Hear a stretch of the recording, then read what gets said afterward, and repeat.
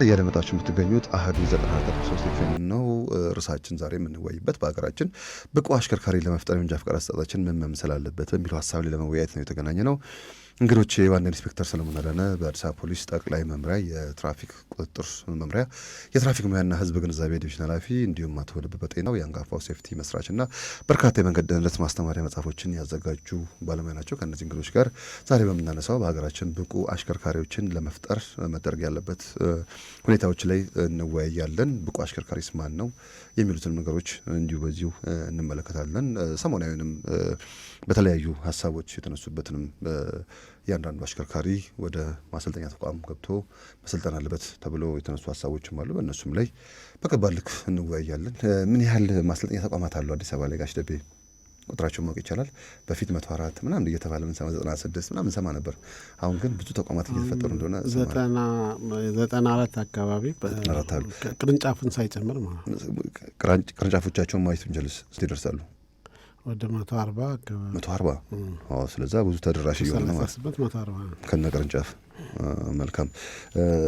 አሁን ባለው ሁኔታ ብቁ አሽከርካሪን ከመፍጠር አንጻር ተቋማት እነዚህ 140 ብራንቾች ወይም 94 ማስተማሪያ ተቋማት የሚያበቋቸው ወይም የሚያሰለጥኗቸው አሽከርካሪዎችን ብቁ ከማድረግ አንጻር ያለንበት ሁኔታ እንደ ከተማ እንደ ሀገር ደግሞ ሲሆን ያ ቁጥሩ ብዙ ሊሆን ይችላል። ያው ጋሽ ደቤ እንደ ሀገር የመጀመሪያው ማስተማሪያ ተቋም የእርሱ ነው አይደል? መልካም።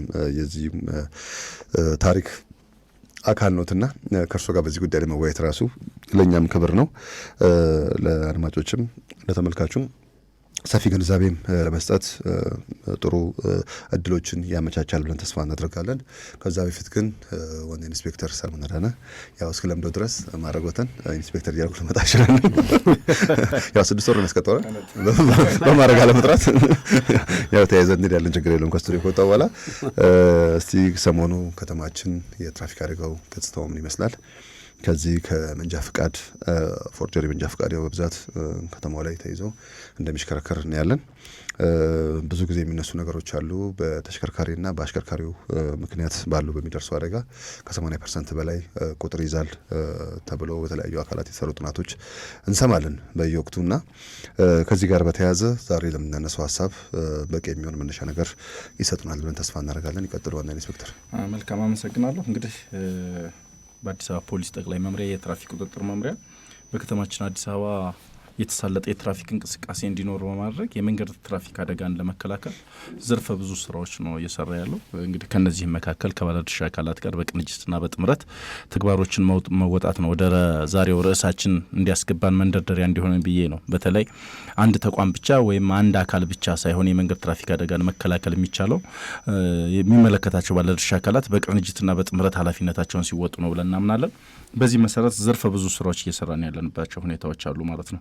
እንግዲህ 24 ሰዓት ዳታ ስንመለከት በዛሬው ዕለት የሞት አደጋ የለንም ማለት ነው እንደ ከተማችን። ስለዚህ መልካም ነው ብዬ አስባለሁ ማለት ነው። ምክንያቱም የመንገድ ትራፊክ አደጋን ስናይ በየቀኑ አደጋ የሚከሰትባቸው ሁኔታዎች ነበሩ ማለት ነው። ስለዚህ አሁን ያለንበትን ሁኔታ ስንመለከት የተሻሉ ነገሮችን እንደ ከተማ የምናይበት ሁኔታዎች አሉ ማለት ነው። የግንቦት ወሩን የመንገድ ትራፊክ አደጋን ብንመለከት ከባለፈው በጀት ዓመት ጋር ስናነጻጽረው ባለፈው በጀት ዓመት ግንቦት ላይ 24 ሞት አደጋ ነበረ። በዚህኛው በጀት ዓመት ወይም አሁን ባሳለፍነው ግንቦት ወር ደግሞ 22 የሞት አደጋ ነበረ። በቁጥር 2 የመቀነስ ያሳያል ማለት ነው። ከባድ ባለፈው 165 ነው፣ የዚህኛው 131 ነው፣ 34 በመቀነስ ያሳያል ማለት ነው። ቀላል የባለፈው በጀት ዓመት 48 ነው፣ የዚህኛው በጀት ዓመት 51 ነው። በድምር ልዩነት በመጨመር 3 ያሳያል ማለት ነው። እንግዲህ ከጊዜ ወደ ጊዜ ደግሞ በጣም እየጨመረ የመጣው ሁሌም የንብረት አደጋ ነው። የባለፈው በጀት ዓመት ስንመለከት 2614 አካባቢ ነበር። በዚህኛው በጀት ዓመት ስንመለከተው ደግሞ በመቀነስ ያሳያል ማለት ነው። ስለዚህ በ81 በቁጥር መቀነስ ያሳያል ማለት ነው። እንግዲህ ከሞላ ጎደል ስንመለከተው የመንገድ ትራፊክ አደጋ ከቀላል የአካል ጉዳት ውጭ በአሳለፍነው ወር ውስጥ ስንመለከተው በመቀነስ ያሳያል ማለት ነው። እንግዲህ ይሄ የቀነሰባቸው ብዙ ምክንያቶችን ማንሳት ይቻላል። ከባለድርሻ አካላት ጋር በቅንጅት በመስራት በተለይ ደግሞ ወቅታዊ ዳታዎችን ይዞ ሚዲያን ተጠቅሞ የግንዛቤ ማስጨበጫ ስራዎችን ከመስራትም አንጻር ሰፊ ስራ የተሰራበት ጊዜ ነው ብሎ መውሰድ ይቻላል። በተለይ በማታው ክፍለ ጊዜም በቀኑም ክፍለ ጊዜ በተለይ የጠጥቶ ማሽከርከርና የፍጥነት ቁጥጥር ላይ በሰፊው የተሰራበት ጊዜ ነበር ብሎ መውሰድ ይቻላል ማለት ነው። ያም ሆኖ ግን እነዚህ አደጋዎች እስካሉ ድረስ ቀንሷል ማለት አይቻልም፣ እንደው ከቁጥር ለማነጻጸር ካልሆነ በስተቀር ማለት ነው። እንግዲህ ስንመለከተውም በተለይ ወደ አሽከርካሪዎች ወይም የቁጥጥር ሂደታችን ምን ይመስላል የሚለውን ነገር ማንሳት ተገቢ ነው ብዬ አስባለሁኝ። እንግዲህ በዚህ ባሳለፍነው 9 ወር ውስጥ ከ1.2 ሚሊዮን በላይ ደንብ ተላላፊዎች በድግግሞሽም ቢሆን የተከሰሱባቸው ሁኔታዎች አሉ ማለት ነው። በ9 ወር ውስጥ ከ1.2 ሚሊዮን በላይ ደንብ ተላላፊዎች ነበሩ ብሎ መውሰድ ይቻላል ማለት ነው። እንግዲህ እንደ ትራፊክ ቁጥጥር መምሪያችን ሁሉም የደንብ መተላለፍ ጥሰቶች የመንገድ ትራፊክ አደጋን የሚያስከትሉ ቢሆንም እንኳን ዋና በሚባሉት ላይ ነው ትኩረት አድርገን እየሰራን ያለ ነው። ለምሳሌ አሁን ቀይ ትራፊክ መብራት መጣስን ብንመለከተው ሰፊውን ቁጥር የሚይዝባቸው ሁኔታዎች አሉ ማለት ነው። ከ110 ሺህ በላይ አሽከርካሪዎች ቀይ ትራፊክ መብራት የጣሱባት ሁኔታዎች አሉ ማለት ነው። ይህን ስንመለከተው በ9 ወር ውስጥ ማለት ነው። ይህን ስንመለከተው እንግዲህ ምን ያህል በግዴለሽነት ወይም ደግሞ ኃላፊነት በጎደለው መንገድ የሚያሽከረክሩ አሽከርካሪዎች እንዳሉ ያሳየናል ማለት ነው። በተለይ ደግሞ ማለት እነዚህ አሁን ደንብ ተላልፈው የተቀጡ ናቸው። ለዛ ትራፊክ ፖሊሶች የሌሉበት ቦታ ላይ ደግሞ ከዚህ በላይ ነው። መልካም ቅድምም ስገልጸው እንደነበረው በተለይ እስካሁን ቴክኖሎጂ መጠቀም ስላልጀመረን አሁን ባለው በሰው ስለሆነ ቁጥጥሩን እየሰራ ያለ ነው። በሱ የተገኘው መልካም እንግዲህ ቴክኖሎጂውም ላይ ኋላ መጣበታለሁ። በተቻለ መጠን ትራፊክ ቁጥጥር መምሪያችን ቴክኖሎጂዎችን ተጠቅሞ አገልግሎቱን ተደራሽ ለማድረግ ቴክኖሎጂዎችን ተጠቅሞ አደጋን ለመከላከል ዘርፈ ብዙ ስራ እየሰራ ነው። ኋላ እንመጣበታለን። ግን ምንም እንበለው ምን የደንብ ተላላፊ ቁጥር ግን እየጨመረ ያለበት ሁኔታዎችን ያሳየ ነው ማለት ነው። አሃዙንም ስንመለከተው እንግዲህ ቀይ ትራፊክ መብራት ላይ ብዙ ጊዜ አይተነው ከሆነ የንብረት አደጋ በሰፊ የሚከሰትባቸው ሁኔታዎች አሉ ማለት ነው። ምክንያቱም ለአንዱ የተከለከለው ለአንዱ የተፈቀደ መሆኑ ይታወቃል ማለት ነው። ይህን ስንመለከተው እንግዲህ ሰፊ ነው ማለት ነው። በሀዝ ደረጃም እንግዲህ ስናየው በ9 ወር ውስጥ ከ1.2 ሚሊዮን በላይ ደንብ ተላላፊዎች ተገኝተዋል ማለት በተለይ ሙያዊ ኃላፊነትን ጠብቆ ከማሽከርከር አንጻር በተለይ ደግሞ የትራንስፖርትና የትራፊክ እንቅስቃሴን ለመቆጣጠር የወጡ ሕጎችን አክብሮ የሚንቀሳቀስ አሽከርካሪ ምን ያህል ነው የሚለውን ነገር ጥያቄ ውስጥ የሚያስገባ ነው ብሎ መውሰድ ይቻላል ማለት ነው። እንግዲህ ከዛ ባሻገር በተለይ ፍላጎቱ ስላላቸው ንብረቱ ስላላቸው ብቻ ያለመንጃ ፍቃድ ተሽከርካሪ የሚያሽከረክሩ ግለሰቦች አግኝተናል። በከተማችን ላይ ማለት ነው። ምናልባት ቀጣይ ሙሉ መረጃ ይዘን የምንቀርብ ይሆናል እንጂ አደጋም ያለመንጃ ፍቃድ የሚያደርሱ ሰፊ ናቸው ብሎ መውሰድ ይቻላል። የባለፈው በጀት ዓመትንም ማንሳት እንችላለን ማለት ነው። ይህን ቁጥር ስንመለከት 2976 አካባቢ ግለሰቦች ያለመንጃ ፍቃድ ሲያሽከረክሩ የተያዙበትና የተከሰሱበት ሁኔታዎች አሉ ማለት ነው። እንግዲህ እዚህ ላይ ምን ያህል የአሽከርካሪ ብቃት ማረጋገጫን እንግዲህ ስንመለከት በተለይ በማሰልጠኛ ትምህርት ቤቶች ላይ የንድፈ ሀሳብ የተግባር ሰፊ ስልጠናዎች እንደሚሰጥ ይታወቃል ማለት ነው። በዛው ትምህርት ቤት ላይ ደግሞ ፈተናዎችን አልፎ ነው ተጨማሪ ፈተናዎችን ወስደው የብቃት ማረጋገጫ የሚሰጣቸው ማለት ነው። ይህን ይዘው እንኳን አደጋዎች ይከሰታሉ። ይህን በዚህ ያላለፈ ግለሰብ ደግሞ በመንገድ ላይ ተሽከርካሪ ይዞ ይወጣል ማለት ነው። በመሰረቱ የአሽከርካሪ ብቃት ማረጋገጫ ሳይኖረው ማንኛውም ግለሰብ መኪና ተሽከርካሪ ማሽከርከር የለበትም ይላል የሕግ ማዕቀፋችን ማለት ነው። ይሄው ምንም ሰነድ ያላዘው ነው። እነዚህ ፎርጀሪዎች ደግሞ እነሱም ሐሰተኛ መንጃ ፍቃድ እንግዲህ አዘጋጅተው ወደ መንገድ የሚወጡባቸው ሁኔታዎች አሉ ማለት ነው። በተለይ እንግዲህ በሀዝ ደረጃ ከ500 ብሎ ማስቀመጥ ይቻላል ማለት ነው። ኤግዛክት እነሱን ስንመለከት አሁን ይሄም እንግዲህ ሐሰተኛ 500 የሚጠጉ ከ500 በላይ የሚጠጉ ሐሰተኛ ብቃት ይዘው ለምንድነው የምትለዩት እናንተ? አንደኛ የሚያጠራጥሩ ነገሮችን በሚኖሩበት ጊዜ ለሚመለከተው አካል ምርመራ እንዲጣራ በመላክ እንዲሁም ደግሞ አሁን ምን መረጃ ቋት ውስጥ ባልገባበት ሰዓት ሁሉ መንጃ ፍቃድ ተለቅሞ በምንድነው የትኛው ነው የሚመለከተው አካል ራሱ ይሄንን ለማጣራት የሚያስችል? ለምሳሌ ኢትዮጵያ በጣም ሰፊ ግዛት ያላት ሀገር ከመሆኗ ጋር በተያያዘ ከተለያየ ቦታ ላይ መንጃ ፍቃድ ሊወጣ የሚችልበት ሁኔታዎች አሉና አሁን ይሄንን ወዴት ነው የምታጣሩት? እንግዲህ በአብዛኛውን የአዲስ አበባ መንጃ ፍቃዶች የሚለዩባቸው ሁኔታዎች አሉ። የአዲስ አበባ ከሆኑ ማለት ነው። አንደኛ ለማጣራትም ቀላል ሆነ መንገድ አለው አሁን ባለበት ሁኔታ ማለት ነው። በአብዛኛው የአዲስ አበባ መንጃ ፍቃድ ሲስተም ውስጥ ገብቶ ያለቀበትም በሲስተሙም ቅጣት የተጀመረባቸው ሁኔታዎች አሉ።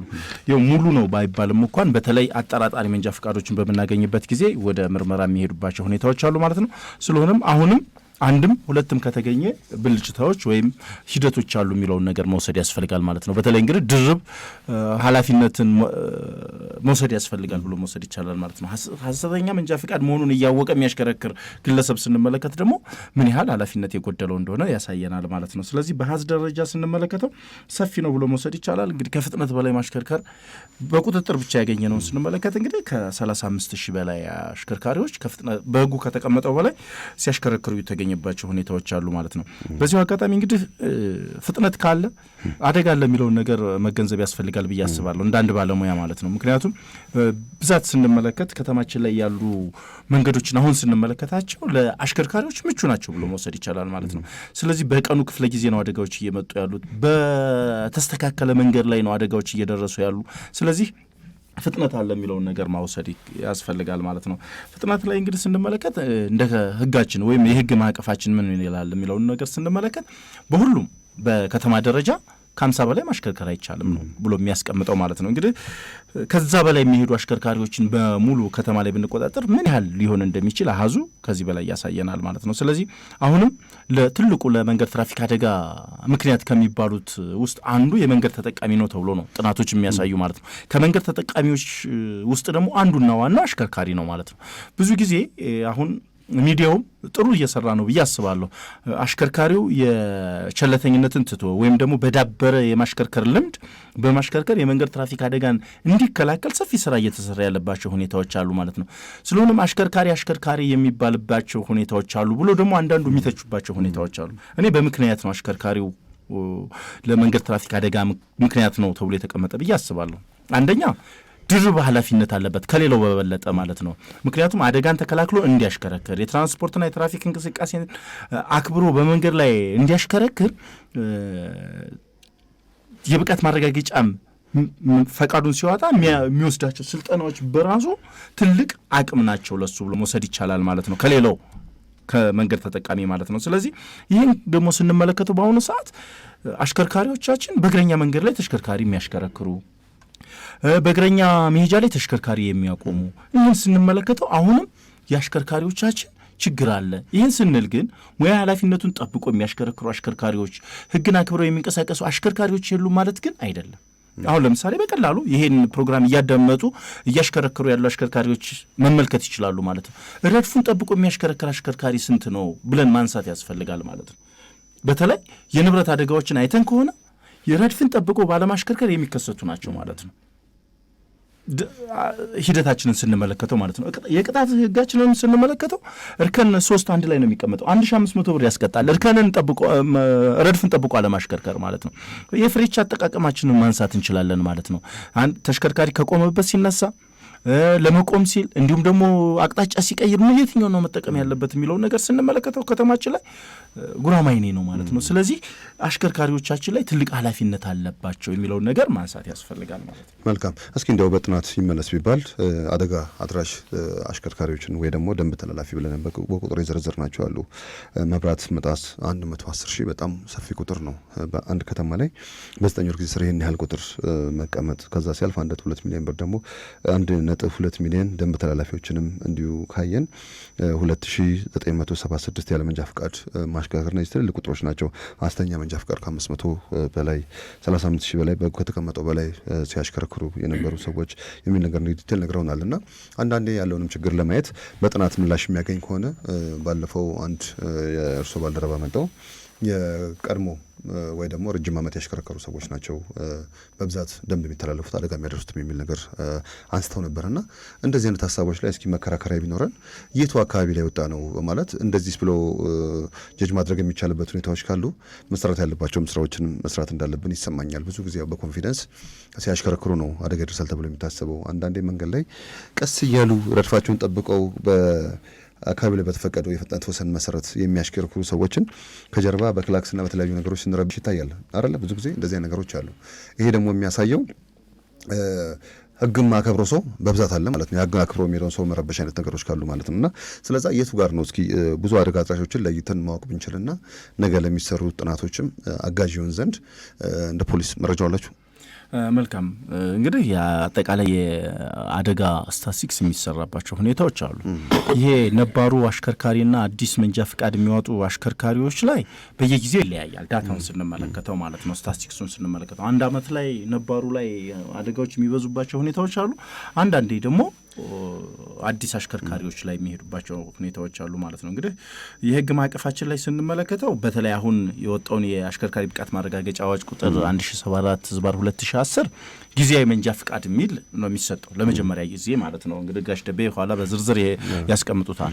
ለ2 አመት ድረስ በጊዜያዊ መንጃ ፍቃድ ነው የሚያሽከረክር ማለት ነው። ከ2 አመት በኋላ ነው እንግዲህ ወደ ነባር የሚሄደው ማለት ነው። ይህን ስንመለከተው እንግዲህ የተለያዩ ነገሮችን የሚያሳይባቸው ሁኔታዎች አሉ። ዳታዎች ቫሪያብል የሚሆኑባቸው ሁኔታዎች አሉ ማለት ነው። የደንብ መንጃ ፍቃዳቸውን ማወቅ ብንችል ለምሳሌ የህዝብ ነው፣ የደረቅ ነው፣ የጭነት ነው፣ ፍሳሽ ነው፣ ብዙ አደጋዎችን የሚያደርሱ ተሽከርካሪዎችም ተብሎ መለየት ቢቻል እዛ አካባቢ ለሚሰጠው ስልጠና ላይ ተጨማሪ ነገሮችን ማየት ስለምንችል ብዬ ነው። በሁለቱም መንገድ ይሰራል። አንደኛ አሁን እኛም ስምሪት ስናደርግ ወይም ደግሞ ለአባሎቻችን የስራ ኦሪንቴሽን ስንሰጥ በተለይ አደጋውን መሰረት ያደረገ ነው። አደጋው የት አካባቢ ይከሰታል፣ መቼ ቀን ይከሰታል፣ መቼ ሰዓት ይከሰታል፣ እንዲሁም ደግሞ የትኛው ተሽከርካሪ ነው አደጋ እያደረሰ ያለው የሚለውን ነገር አይተን ነው የስራ መመሪያ የምንሰጠው ማለት ነው። በተለይ እንግዲህ የንግድ ተሽከርካሪዎች ላይ ደንብ መተላለፉንም ስንመለከተው በአሃዝ ደረጃ እነሱን ቁጥሩን ይዙታል፣ በአደጋም ደረጃ እነሱ የሚይዙባቸው ሁኔታዎች አሉ ማለት ነው። ሰፊ ቁጥርም ከመኖሩ የተነሳ እንዲሁም ደግሞ አጠቃላይ ረጅም ጉዞ ተጉዞም ከመምጣት አንጻር እንዲህ አይነት ነገሮችን የሚያሳዩባቸው ሁኔታዎች አሉ። እንደ ከተማችን ግን ስንመለከተው ሁሎችን ያሳተፈ ወይም የተሳተፉበት አደጋዎችን የምንመለከትባቸው ሁኔታዎች አሉ ማለት ነው። ስለዚህ በአደጋም በደንብ መተላለፍም በኮድ ለይተን የምንሄድባቸው ሁኔታዎች ነው ያሉ ማለት ነው። ያው ሰሞኑ ትላንትና የተሰማ አስደንጋጭ አደጋ አለ። ከደሴና ኮምቦልቻ መካከል ላይ በደረሰ የህዝብ ማመላለሻ የትራንስፖርት አገልግሎት በደረሰ አደጋ የ28 ሰዎችን ህይወት አጥተናል። አንድ አደጋ ማለት ነው። ይህ እንደዚህ አይነት ቁጥር ያላቸው አደጋዎችን ተደጋጋሚ እያየን ነው እየሰማንም ነው ያለ ነውና ማስ ትራንስፖርት አካባቢ ላይ ያሉ አሽከርካሪዎች ያለፋቸው ድርብ ኃላፊነት አለ።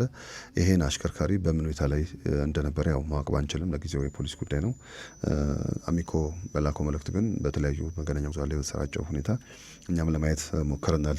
ዜናውን በርካታ ሰዎች ላይ ነው ከባድና ቀላል ጉዳት እየደረሰውና እንደዚህ ነገሮችን ስናይ ምንድን ነው እስኪ የሚያሳየው? ወቅት ላይ ፎርጅ መንጃ ፍቃዶች ያው በብዛት እንደሚገኙ እያየን ያለ ነው። ከዛም ሲያልፍ ደግሞ ያለ መንጃ ፍቃድ ማሽከርከሮችንም እያየን ያለ ነው። አንዳንዴ ከባድ የሆኑ ቦታዎች ላይ ጭምር ሹፌሮች ለረዳቶቻቸው ይሰጣሉ ወይም ብቁ ላልሆነ ሰው ተሽከርካሪን የሚሰጥበት ሁኔታዎች እንዳሉ ይታወቃል። አንዳንድ ደግሞ ባለንብረት አካባቢ ላይ ደግሞ የሚታዩም ችግሮችን ስናይ እዚህ ነው ደርሰና ድካም ቢሰማው መኪናው ችግር ቢኖርበት ፍሬንም ቢያለኝ ነው ቢልም እንደምንም አድርገው ይዘውና ነው የሚባለው እና በዚህ ሁኔታ ህዝብን ጭኖ የሚደረግ ጉዞ በጣም ከፍተኛ አደጋዎችን ሊያስከትል የሚችልበት ሁኔታዎች ከመኖራቸው ጋር በተያያዘ ዛሬ በምናነሳው ሀሳብ ላይ ሰፋፊ ነገሮችን እናጓጣለን ብለን እናስባለን። የአሽከርካሪ ስልጠና የሚመራበት ስርዓተ ትምህርቱ ራሱ በማን ነው እየተመራ ያለውና ማሰልጠኛ ተቋሞቻችን ራሱ እንደ ሀገር ወጥነት ባለው ሁኔታ አገልግሎቱ እየተሰጠ ነው ወይ ያለው በሚል ሀሳብ ብናነሳ ምን ይሆናል ምላሹ? ጋሽ ደቤ አመሰግናለሁ። እንደተባለው በትናንትናው ዕለት በኮምቦልቻና በደሴ መካከል ባለ መንገድ ላይ 170 ሜትር ጥልቀት በመግባት የህዝብ ማመላለሻ ሀገር አቋራጭ አውቶቡስ 62 አካባቢ ሰዎችን ይዞ ከፍተኛ አደጋ ደርሷል። አሽከርካሪውም በዚህ ህይወቱ አልፏል። የአደጋው መንስኤ በሚመለከተው አካል ገና እየተጣራ ነው፣ አልተነገረም። በሆነው ነገር ግን እናዝናለን። ከባድ አደጋ ነው፣ ከባድ ጠባሳ ነው። በሀገር ላይ የሚጥለው ሜጅ በጣም በትራንስፖርት ላይ የህዝብ መተማመን እንዳይኖር በማድረግ ረገድ የሚኖረው ጉዳት በጣም ከፍተኛ ነው ማለት ነው። በሞቱ ሰዎች ላይ፣ በቤተሰቦቻቸው ላይ፣ በሀብት ላይ፣ በንብረት ላይ፣ በመንግስት ተቋማት ላይ እንደሚታወቀው የሚደርሰው ክሳራ በጣም ከባድ ነው፣ በህይወትም በንብረትም ማለት ነው እና ይህን እናዝናለን። ከአርቲስት ሰማኸኝ በለው ሞት ጎን ይሄ ከፍተኛ አደጋ ስለሆነ ለኢትዮጵያ ትልቅ ሀዘን ነው ማለት ነው። የአሽከርካሪ ስልጠና በማን ይመራል? የስርዓተ ትምህርት ውስጥ እንዴት ነው ተብሎ ለተጠየቀው ጥያቄ እንደሚታወቀው በ2011 ዓመተ ምህረት በአገር አቀፍ ደረጃ የፌዴራል ትራንስፖርት የቀድሞው የፌዴራል ትራንስፖርት ባለስልጣን በነበረበት ጊዜ ስርዓተ ትምህርት አገር አቀፍ በሆነ መልኩ ስርዓተ ትምህርት ተዘጋጅቷል። ያን ስርዓተ ትምህርት በማዘጋጀት ረገድ እኔም በአጋጣሚ የኮሚቴው አባል ነበርኩኝ። ስርዓተ ትምህርቱን በማዘጋጀት ረገድ ማለት ነው። ስርዓተ ትምህርቱ በጣም ደረጃውን በጠበቀ መልኩ የወጣ ነው። እውነት ለመናገር ከሆነ ለስልጠናም የሰጠው ሰዓትም ትልቅ ነው። ለምሳሌ አገር አቋራጭ ደረቅ 3 ላይ የሚባለው ከነተሳቢው ማሽከርከር የሚችል ሰው 65 ሰዓት መሰልጠን ነው። 65 ሰዓት የተግባር ብቻ ማለት ነው። ከ84 ሰዓት በላይ የክፍል ትምህርት፣ ከ65 ሰዓት በላይ የተግባር ስልጠና እንዲወስድ ያዝዛል ማለት ነው። ዝቅተኛው አውቶሞቢል ብንወስድ ለምሳሌ 20 ሰዓት የተግባር የክፍል ደግሞ ወደ 53 ሰዓት አካባቢ ስልጠና ያዝዛል ማለት ነው። ለዚህ ለሁሉም ደረጃውን በጠበቀ መልኩ ስልጠናው እንዲሰጥ ነው ታስቦ የተዘጋጀው። የፌዴራል ትራንስፖርት ባለስልጣን በአሁኑ ሰዓት የለም። እሱን የእሱ የነበሩ ስልጣን ኃላፊነቶች ወደ ትራንስፖርትና ሎጂስቲክ ሚኒስቴር እንደሄደ ይታመናል። በዛው ላይ በፓርሻሊ ያው በራሱ በሚኒስትሩ ስር የሚመራ የመንገድ ደህንነትና የመድን ፈንድ አገልግሎት አለ እንደሚታወቀው።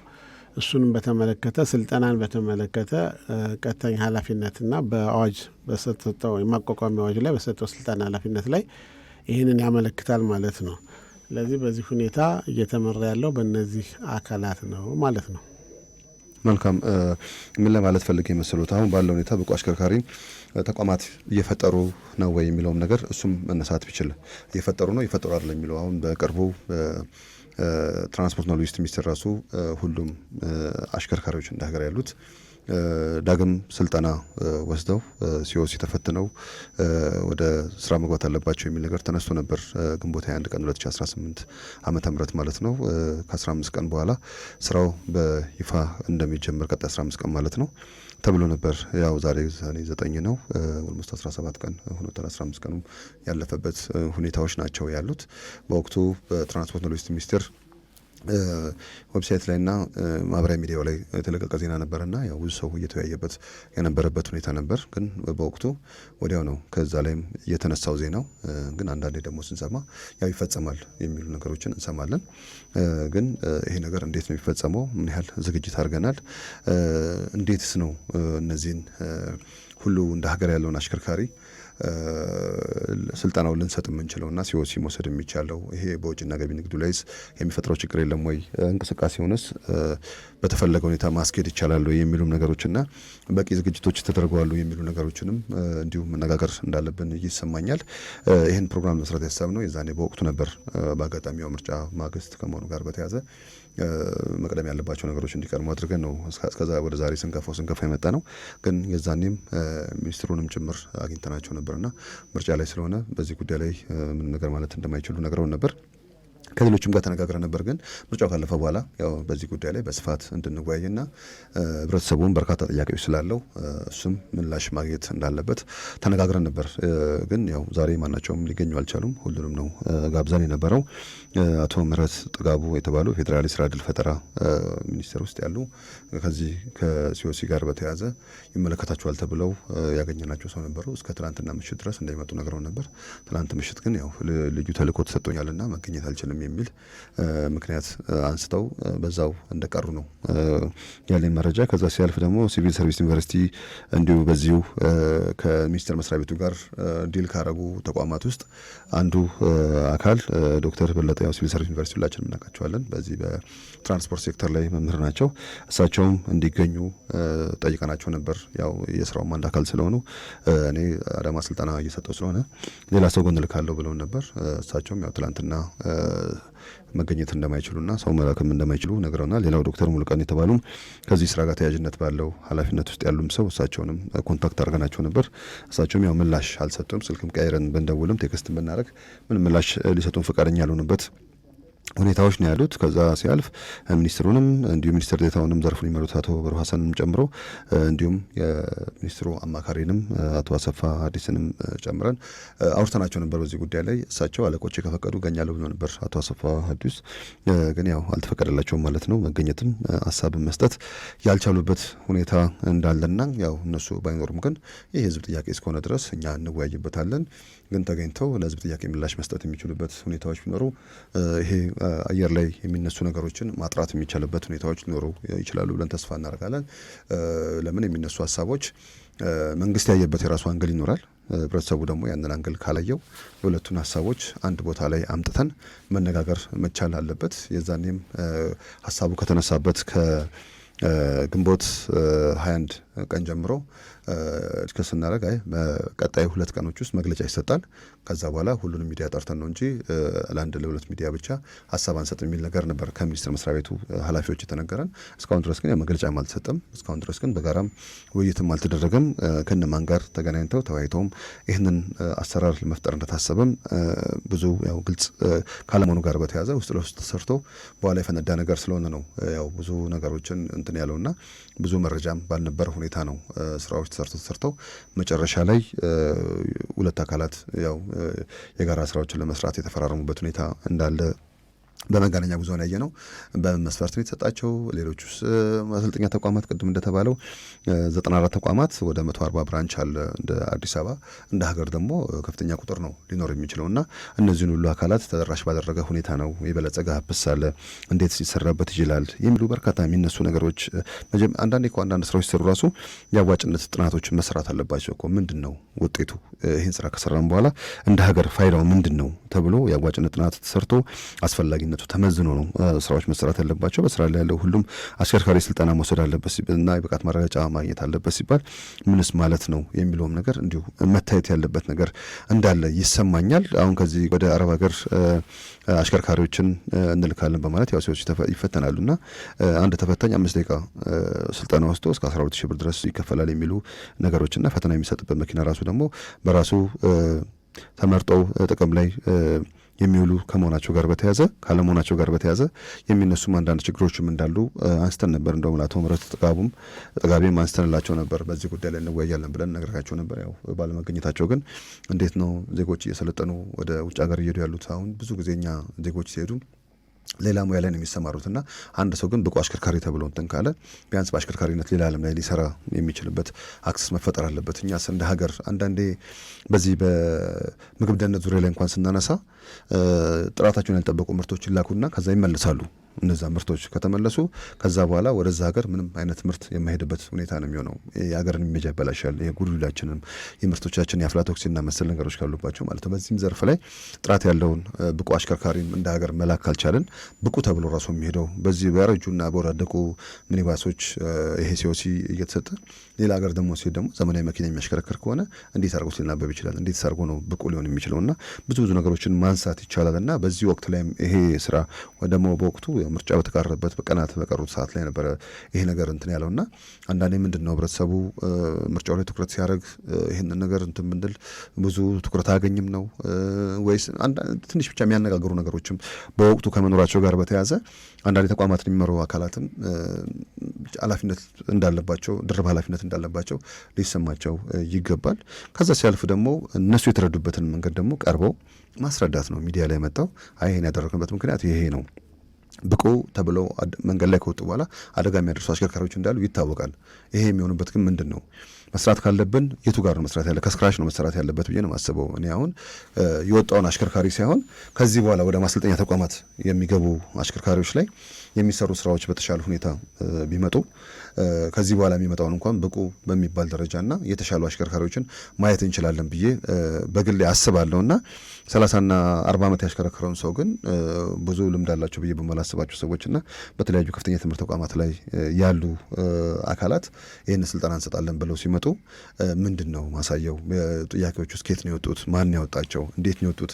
በምን አግባበስ ነው ሊሰጥ የታሰበውና ሌሎችም ነገሮች እንዲሁ ማንሳት የሚቻልበት ሁኔታዎች ከመኖራቸው ጋር በተያያዘ በዚህ ዙሪያ ላይ ያው ሁላችንም የራሳችን እይታዎች ይኖሩናል። እነዛን አንስተን ቢኖሩ ጥሩ ነበር። በደንብ ከነሱ ጋር መወያየት የሚቻልበት ሁኔታ ይኖራል። እንደ የተደራጀ የመረጃ መያዣ ስርዓት እንኳን በሌለበት ሁኔታ ሕጋዊና ፎርጀሪው ቅድም እንደተባለው መለየት አልቻለም። አሁን እንደ ሀገር ሁሉም ተለቅሞ አሁን ምን ያህል ተሽከርካሪዎች እንዳሉ አዲስ አበባ ላይ ታውቋል። 800 ምናምን ሺህ የአዲስ አበባ ታርጋ ያለው አዲስ አበባ አሽተሽ ያውቀዋል። መረጃ ቋት ውስጥም አለ። እንደ ሀገር ያለው ደግሞ ተሽከርካሪ ተለቅሞ መግባት አለበት። እኛ እኮ ረጅም ዓመት 1.4 ስንል የነበረው አሁን ደግሞ ድንገት 1.6 ብለናል። የመኪናን ቁጥር እየተጠንቶ ነው። የታረዱ መኪኖች፣ ከሲስተም የወጡ መኪኖች፣ ሌሎቹንም ማየት ባልተቻለበት ሁኔታ ነው ይህንን ቁጥር እያነሳን ያል ነው እና ስለዛ ሁሉ ነገር ተለቅሞ ሲስተም ላይ ገብቶ ከዛ በኋላ ማወቅ ከተቻለ ጥሩ ነው። አሁን አንድ ሰው 3 አለው 4 መንጃ ፈቃድ አለው፣ የህዝብ አለው፣ ደረቅ አለው፣ ጭነት አለው፣ ፈሳሽ አለው፣ ከደቡብ ይወጣል፣ ከአማራ ይወጣል፣ ከተለያየ ክልል ይወጣል እና ይሄ ሁሉ ጉራማይሌ የሆነ አሰራር ባለበት ሁኔታ ላይ እንደዚህ አይነት አሰራሮችን መስራት የትኛው መቅደም አለበት? ይህን ስራ ለመስራት ራሱ አቢዩዝ እንዳይደረግ የበለጸገ የቴክኖሎጂ አማራጮችም ካሉ እነሱንም ጎን ለጎን ማሳየት ቢቻል፣ ከምንም በላይ ግን ያው ሴክተሩን የሚመሩ አካላት እንዲሁም ደግሞ ከሚኒስቴር መስሪያ ቤቱ ጋር የተፈራረሙ አካላትንም ጨምሯቸው ቴዎድሮስንም ያው እንዲገኙ ጋብዘናቸው ነበር። እሳቸውን ስላየናቸው ማለት ነው ከሚኒስትሩ ጋር ቢመጡ ጥሩ ነበር። ይሄ ነገር ስላለ ነው፣ ይሄ ክፍተት ስላለ ነው እንደ ሀገር። እሳቸውም ግን ምንድን ነው ያሉት? አይ ሚኒስትሩ ያሉ ኃላፊዎች የትኛው ሚዲያ ላይ እንዳትሄድ ስለተባልኩኝ መሄድ አልችልም የሚል ምላሽ ነው የሰጡት። እና እንደዚህ አይነት ደግሞ የአሰራር ስርዓቶችና የሀገርን መረጃ የህዝብን መረጃ ግለሰቦች እጅ ላይ የሚቀርበት ሁኔታዎች ካሉ እሱም ሌላ ችግር ሊፈጥር የሚችልበት ሁኔታዎች ከመኖራቸው ጋር በተያያዘ ብዙ ነገሮች ላይ ጥንቃቄ መደረግ አለበት። ያው እነ ጋሽ ደቤም በዚህ ሴክተር ላይ ረጅም ጊዜ ከመቆየቱ ጋር በተያያዘ የትኛው አፕሮች የተሻለ ነው የሚለውን ነገር ማየት ቢቻል አይሰልጥን አይደለም ብቃት የሌለው አካል ካለ አሁን ትራፊክ ማኔጅመንት የጀመረው ነገር አለ። አንድ ሰው አደጋ ቢያደርስ፣ ሞት ቢያደርስ፣ ከባድ የአካል ጉዳት ቢያደርስ መንጃ ፈቃዱ ይታገድና ከዛ ስልጠና ወስዶ የሚመጣበት ሁኔታዎች አሉ።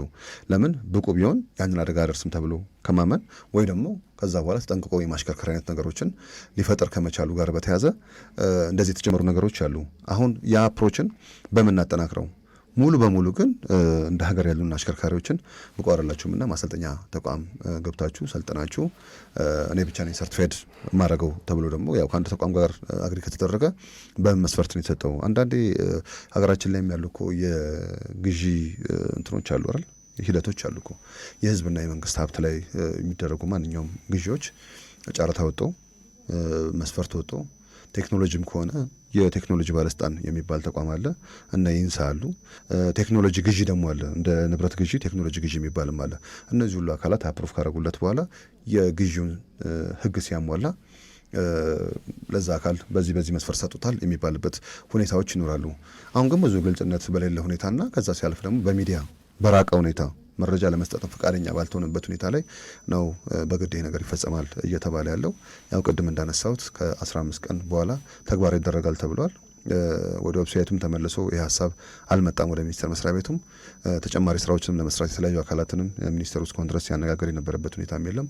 እስካሁን ድረስም የተሰጠ መግለጫም የለም። ስራው ከዚህ ጊዜ ጀምሮ ይጀመራል፣ እነንትና ይሰሩታል በዚህ መስፈርት የሚሉት ነገሮችን ማየት ያልተቻለበት ሁኔታዎች ከመኖራቸው ጋር በተያያዘ እንደው ብዙ ነገሮች ላይ መወያየት እንዳለብን ይሰማኛል። ያው በርካታ ነገሮች ከማንሳት ጋር በተያያዘ በምዕራፍ 2 አሁን 4 ሰዓት ሆኗል። በምዕራፍ 2 ስንመለስ በዚህ ሀሳብ ላይ ጋሽ ደቤም ዋና ኢንስፔክተር ሰለሞን አዳነም የምታዋጡትን ሀሳብ እየሰማን ሌሎቹን ደግሞ ሀሳቦች በ0940 00 00 02 03 እና 07 ላይ የምናገኝ ይሆናል።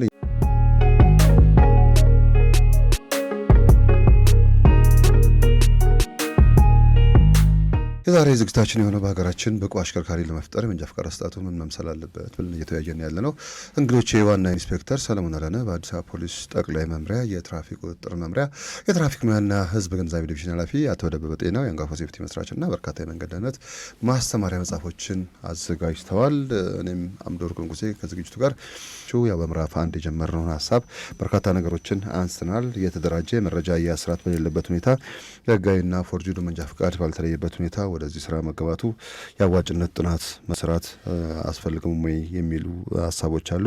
በስራ ላይ ያሉ ሁሉም አሽከርካሪዎች ስልጠና ወስደው የብቃት ምዘና እንዲያደርጉ ከመባሉ ጋር በተያያዘ ዛሬ ያለንበት አቅም እንዲሁም የዝግጅታችንም የቱ ጋር ነው ያለው ተብሎ ለሚነሱ ሀሳቦች ከአንድ ተቋም ጋር ነው ሚኒስቴር መስሪያ ቤቱ ሲፈራረም ያየ ነውና በአንድ ተቋም ውስጥ ይህን ያህል ቁጥሩ የማይታወቅ በሚሊዮን የሚቆጠር አሽከርካሪን እንዴት አድርገን ነው ልንፈትን የምንችለው የሚሉ ነገሮችንም እናነሳለን።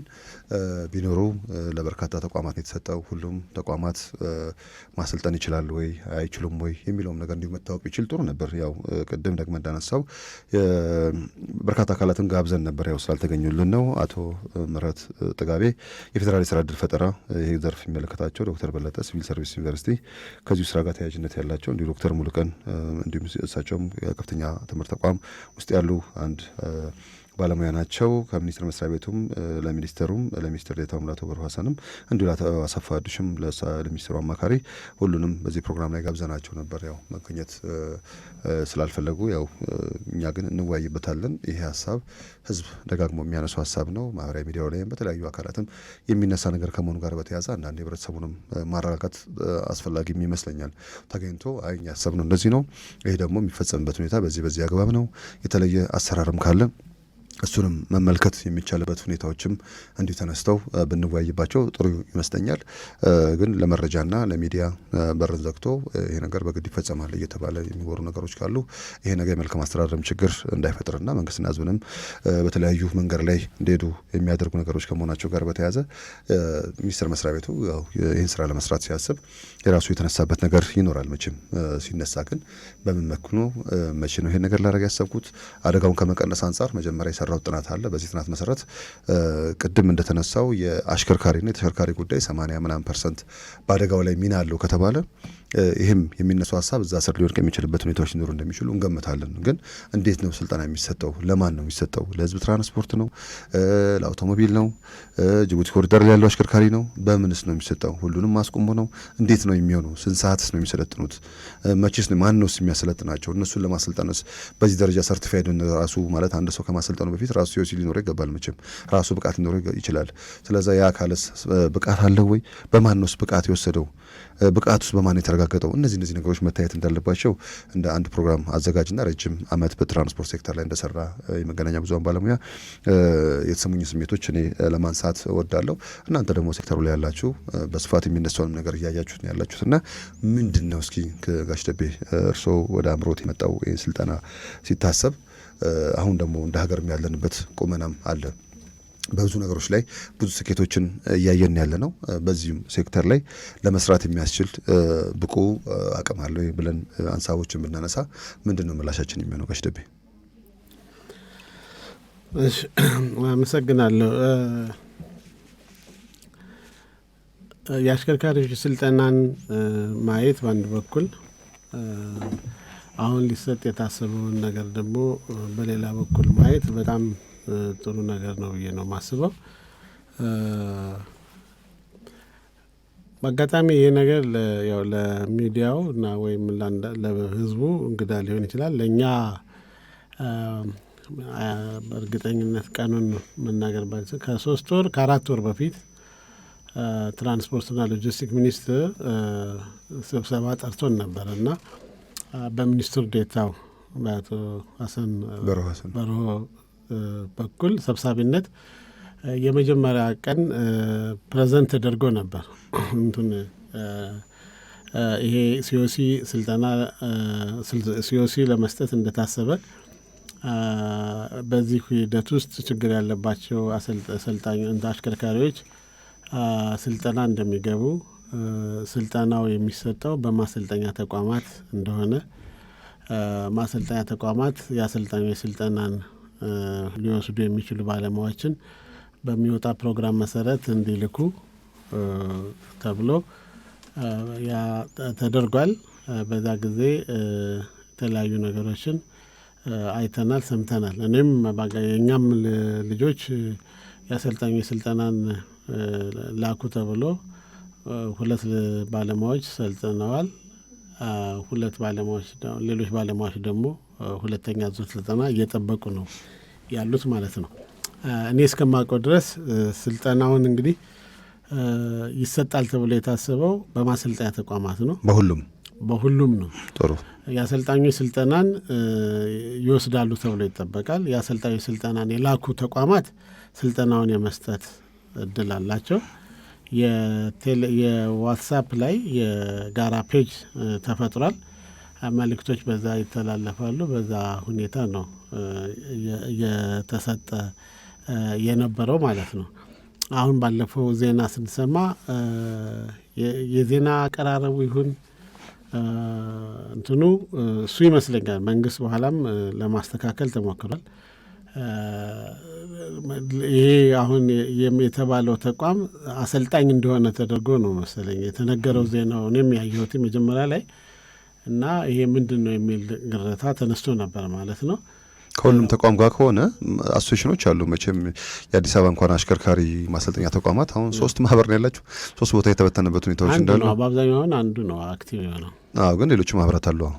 ሁሉም የራሱ የማህበርነት ቁመና ካላቸው ያው 3 ማህበር ነው አለ ብዬ የማስበው እና ብቻ ወጥነት ካለው ከአንዱ ጋር ወይ ከሁለቱ ጋር ወይ ከሶስቱም ጋር እንደ ሚኒስቴር መስሪያ ቤት እንደ አዲስ አበባ መፈራረም ቢቻል፣ እንደ ሀገር ደግሞ አንድ ካውንስል ነገር ማደራጅቶ ከዛ ጋር መፈራረም ቢቻል ከሁሉም ተቋማት ጋር ሊሰራ ነው ተብሎ ይታሰባል። ግን ከአንድ ተቋም ጋር ሲሆን ትንሽ ቅርጹን የቀየረ ይመስለኛል። ምን መሰለህ አሁን እንደ ዜጋም እንደ ሀገርም እኛውን ነገሮች በግልጽነትና በአሳታፊነት ስራዎች ቢሰሩ ሁልጊዜ ትመርጣለህ። ማንኛውም እውነተኛ በላቡ በወዙ ሊኖር የሚችል ኢትዮጵያዊ ሁሉ የሚያነሳው ጥያቄ ነው። ይህ ስህተት አይደለም፣ ነቀፋም አይደለም።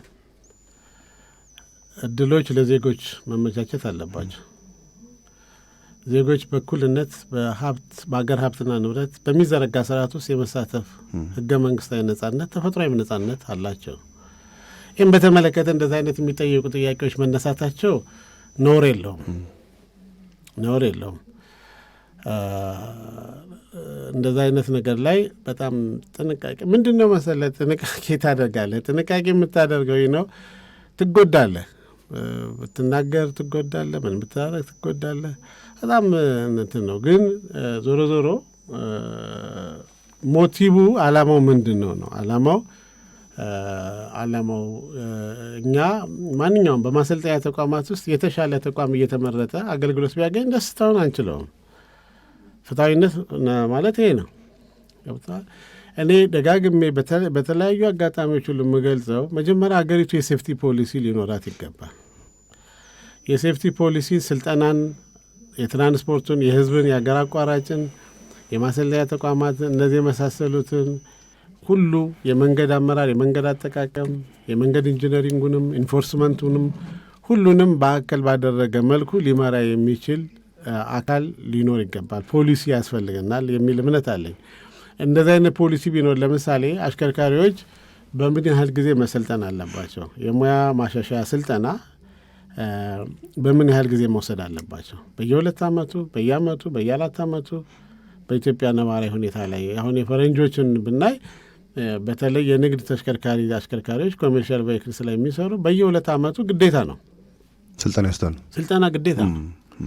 እኛ ጋር አሁን ሚዲያው ለምን እንሰለጥናለን የሚል ጩኸት ሰማል። እሱን እኔ አልቀበል በግሌ ማለት ነው። ገብተዋል። ብቁ ነኝ አይባልም። ህዝብ ትራንስፖርት ላይ ነው። በነገራችን ላይ የሙያ ማሻሻያ ስልጠና ለደካማ ሰዎች አይደለም የሚሰጠው፣ ስራ ላይ ላሉ ሰዎች ነው የሚሰጠው። ስልጠና ላይ ሆነ ስራ ላይ ሆነ ስራህን የበለጠ እንድታሸሽል የበለጠ አዳዲስ ህጎች፣ አዳዲስ ደንቦች ሲወጣሉ ህጎችን፣ ደንቦችን ታውቃለህ። የቴክኖሎጂ ሽግግር ካለ ከቴክኖሎጂ ጋር ትተዋወቃለህ። አጠቃላይ ያንን አገናዝበህ ኔክስት የተሻለ ስራ፣ የተሻለ አቅም ለመፍጠር የሚደረግ ስልጠና ቅጣት አይደለም። እኛ ጋር በጣም የተሳሳተ አስተሳሰብ አለ። ገብተዋል። ከዚህ በፊትም አምዴ አቶ ደሪባ ኩማ ሚኒስትር በነበሩበት ጊዜ ፌዴራል ትራንስፖርት ባለስልጣን ይሄ የነባሩ ወደ አዲሱ መንጃ ፈቃድ ይቀየር በሚለው ላይ የ2 ቀን ከፍተኛ አገር አቀፍ አውደ ጥናት ነበር እና እዚያ ላይ የአሽከርካሪዎች የከባድ መኪና አሽከርካሪ ሾፌር ማህበር ነበር እንደምታውቀው።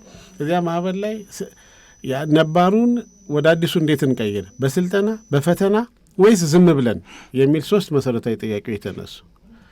እነዚህን 3 መሰረታዊ ጥያቄዎች ለመመለስ እያንዳንዱ ሰው ከተነሳበት ፍላጎትና ጥቅም ጋር አድርጎ ነው የሚወስደው። ገብተዋል። እንደ ሀገር አይደለም የሚነገረው።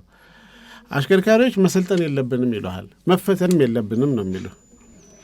ግን አንድ ማሰልጠኛ ተቋም ላይ ገብቶ ብቁ ተብሎ የወጣ አሽከርካሪ በህግ አግባብ የተደገፈ ገብቶ ማሰልጠኛ ተቋም መሰልጠን አለበት። አሁን እርሱ የተለያዩ ሀገራትን ተሞክሮ አምጥተውልኛል በህዝብ ትራንስፖርት ላይ ብለው ማለት ነው። አሁን እኛ ሀገር ግን እየተባለ ያለው በየትኛውም አይነት ያለ አሽከርካሪ ነው፣ በህዝብ ትራንስፖርት ነው፣ ጅቡቲ ኮሪደር ላይ የሚገባው ነው፣ አውቶሞቢል የሚነዳው ነው ወይስ እንደ አዲስ አሁን መንጃ ፍቃድ ለመማር ወደ ማሰልጠኛ ተቋም የሚገባው ነው? የትኛው ላይ ነው? አሁን ትንሽ ግልጽ ያለው ነገር ስላለ ከአዲስ መንጃ ፍቃድ ጋር ግንኙነት የለውም። አሁን ሰው አንዳንዱ ሁለቱ ፎርማት ይለያል ማለት የተዘጋጁ ጥያቄዎች አሉ ለዚህ የሚሆን ለሁሉም አሽከርካሪዎች እሱ ነገር ራሱ አዘጋጅተናል ነው የሚሉት እነሱ። አሁን ለሀርቄ ምን መሰለህ ሚዲያው የአንድን ማህበረሰብ አመለካከትና አስተሳሰብ ቅርጽ ማስያዝ ይጠበቅበታል። ግን የመንግስት ኃላፊዎች ደግሞ ስራቸውን በተገቢነት በግልጽነትና በአግባብ መሰረት እንዲሰሩ ቅርጽ የማስያዝ ኃላፊነት ሚና ይጠበቅበታል። ሁለቱን በመልክ በመንግስት በኩል ቢሆን የምትለውን እንናገራለን፣ በአሽከርካሪዎች ቢሆን የምንለውን እንናገራለን፣ በማሰልጠኛ ተቋማት ሊሆን የሚችለውን የምንለውን እንናገራለን፣ በትራንስፖርተሩ ራሱ ማለት ነው። አሁን እኛ ጋር ምን መሰለህ አሁን የሰለጠነ ሰው አይሰለጥንም ወይ ትናንት ብቁ የተባለ ሰው ዛሬ ስልጠና አያስፈልገውም ወይ የሚለው አስተሳሰብ የሚለው ጥያቄ ትክክል አይደለም። ገብተዋል። ትምህርት የእድሜ ልክ ተግባር ነው። ላይፍ የህይወት ዘመን ተግባር ነው። ትምህርት፣ ስልጠና የእኛ እኮ ችግር እኮ አለመሰልጠናችን እኮ ነው። አስተሳሰባችን ራሱ የምንሰጠው አስተያየት እኮ በውስጣችን ያለውን ነገር ነው የሚገልጸው። ገብተዋል። ትምህርትን ማንቋሸሽ፣ ስልጠናን ማንቋሸሽ፣ ስልጠና ስርዓት ላይ ያሉ ክፍተቶች መድፈን አንድ ነገር ነው። ስልጠና አያስፈልግም ብሎ ማለት ደግሞ ሌላ ነገር ነው። ስለዚህ ሁለቱን ላይ ማየት ነው። ዴፊኒትሊ የማሰልጠኛ ተቋማት ችግር ለምሳሌ ማሰልጠኛ ተቋማት ላይ ችግር ካለ አያስተምሩም፣ በደንብ አያስተምሩም፣ እንዲያስተምሩ ይደረግ፣ ትክክል ነው። ገብተዋል። ስልጠና አያስፈልግም ማለት ግን ስህተት ነው። በድንቁርና ዓለም ሊለወጥ አይችልም። ገብተዋል። ዓለም የምንነዳው መኪና የምናሽከረከረው ተሽከርካሪ እኮ በእውቀት የመጣ ነው፣ በጥበብ የተገኘ ነው፣ ዊዝደም ነው። ገብተዋል። ስለዚህ በድንቁርና የተገኘ ነገር አይደለም። ስለዚህ ትምህርትን ማጣጣል ትክክል አይደለም እኮ። ስለዚህ አሁን ያሉት ማስተማሪያ ተቋሞቻችን የሚሰጡት ስልጠና አሁን ያለውን ወቅቱን ያገናዘበ አይደለም ማለት እንችላለን። እንዴ ወቅቱን ያገናዘበ ስርዓተ ትምህርት እኮ ማሰልጠኛ ተቋማት የማውጣት መብት የላቸውም። አንተ የፈለግከውን ስርዓተ ትምህርት እኔ የተሻለ ፕሮፌሰር ነኝ ብለህ ገብቼ ላስተምር ስርዓተ ትምህርቱ አለ። በስርዓተ ትምህርቱ መሰረት ነው ምን ማስተማር እንዳለበት የትምህርት ይዘቶች ተወስነዋል። እነዚያ የትምህርት ይዘቶች ለምን ያህል ሰዓት መማር እንዳለባቸው በካሪኩለም ላይ ተወስነዋል። እነዚያን እነማን እንደሚያስተምሩ ደግሞ በስርዓተ ትምህርቱ ላይ ተቀምጧል። ገብተዋል። የት መማር እንዳለባቸው፣ በምን መማር እንዳለባቸው፣ መቼ መማር እንዳለባቸው ተቀምጧል። ይሄ ስርዓተ ትምህርቱ የመለሰው መልስ ነው። በስርዓተ ትምህርቱ መሰረት ማስተማር የተቋማት ግዴታ ነው። ሰልጣኙ ደግሞ በዚያ መሰረት እስኬጁሉና ፕሮግራም አውጥቶ አይመቸኝም እንደዚህ ነኝ ምናምን የሚለውን ሰበቡን እንትን አስወግዶ ቀጥ ብሎ ለማንኛውም ትምህርት ቤት ሄዶ ሊማር ዩኒቨርሲቲ ገብቶ ትምህርት ቤት ገብቶ እንደሚማሩ ልማር ብሎ ራሱን ማዘጋጀት ግዴታው ነው፣ የህብረተሰቡ ግዴታ ነው። ገብተዋል። ሰው ለመማር ከተዘጋጀ ተቋማት ካሰለጠኑ በብቃት ላይ ደግሞ ትክክለኛ ፍትሐዊ ምዘና ካለ የተሻለ ሰው የማፍራት እድል ሰፊ ነው። ይህንን ባለፈው አንዴ ከተወሰነ ጊዜ በፊት በጋበዝከኝ ጊዜ መጥቼ ተናግሬያለሁ። የመንገድ ደህንነትና የመድን ፈንድ አገልግሎት ችግሩን በራሱ አሁን ሁለቱ መስሪያ ቤቶች ቢናበቡ በጣም ጥሩ ነው የሚሆነው ማለት ነው። ችግሩን ከየት መጀመር አለብኝ ብሏል። ከአሰልጣኞች ስልጠና ችግሩን መፍታት አለብኝ መጀመሪያ ነው ያለው የመንገድ ደህንነትና የመድን ፈንድ አገልግሎት። እሱ አሰልጣኞችን የሚሰራበትን ስርዓት ለማዘጋጀት ካሪኩለሙን እያሻሻለ ነው። ኔክስት ወደ ሰልጣኞች ሊሄድ ያሰበ ይመስለኛል። ግን በአጋጣሚ ትራንስፖርትና ሎጂስቲክስ ሚኒስቴር ደግሞ ወደ አሽከርካሪዎች መጥቷል ማለት ነው።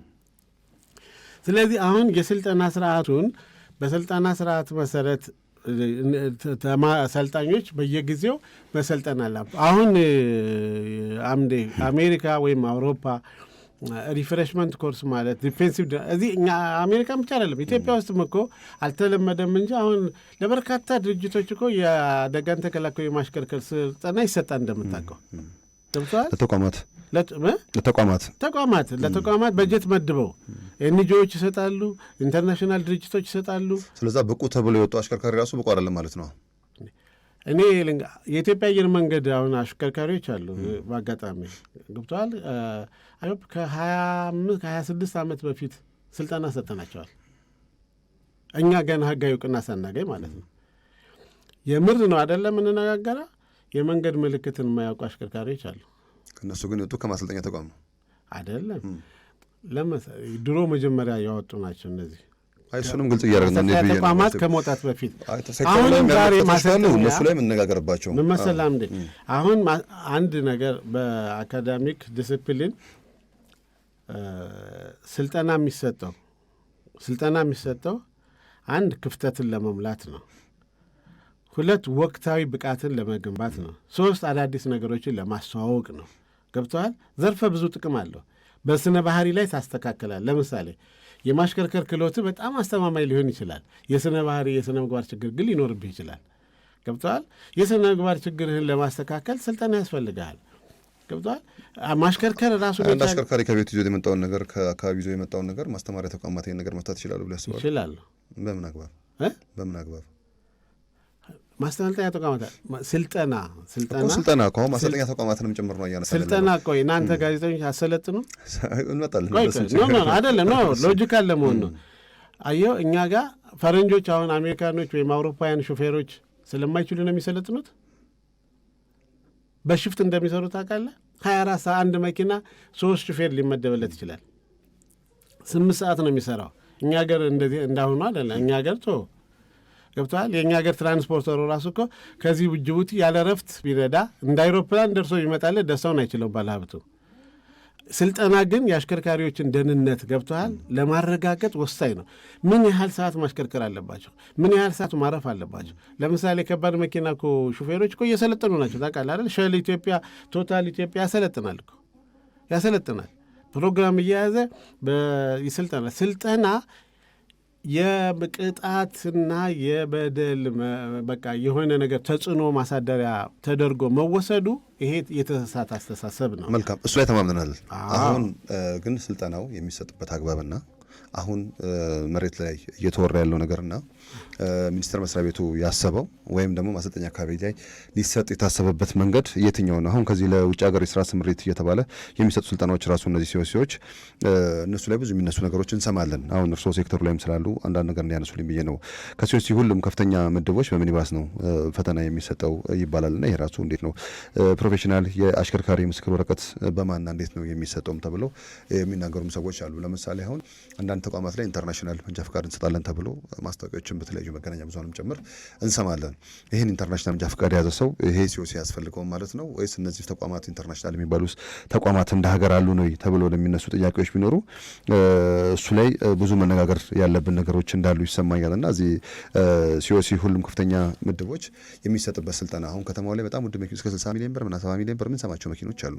እነዚህ ሁሉ በሚኒባስና እድሜ የፈጁ መኪኖች ስልጠና ተሰጥቶ ከዛ በኋላ ያንን ተሽከርካሪ ደግሞ ይዞ መንገድ ላይ ሲገባ እነዚህ ራሱ ችግሮችን አይፈጥሩም ተብሎ ይታሰባል? እንዴት ነው? እስኪ እናንተን እይታ ስለምፈልግ ነው። ጋሽ ደቤ ኢንስፔክተር እመጣለሁ።